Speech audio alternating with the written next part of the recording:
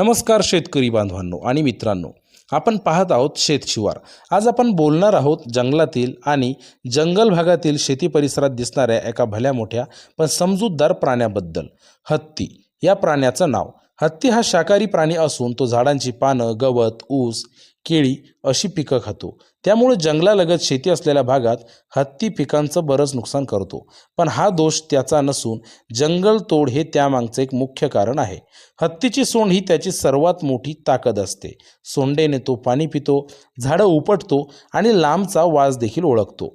हत्ती खूप बुद्धिमान प्राणी असतो आणि कळपात राहून त्या कळपातील इतर हत्तींची काळजी घेतो। शेतकरी आणि हत्ती यांचा संघर्ष न होता सहअस्तित्व राहणं गरजेचं आहे। जंगल वाचवलं तर शेतीही वाचेल आणि हत्ती सुरक्षित राहील।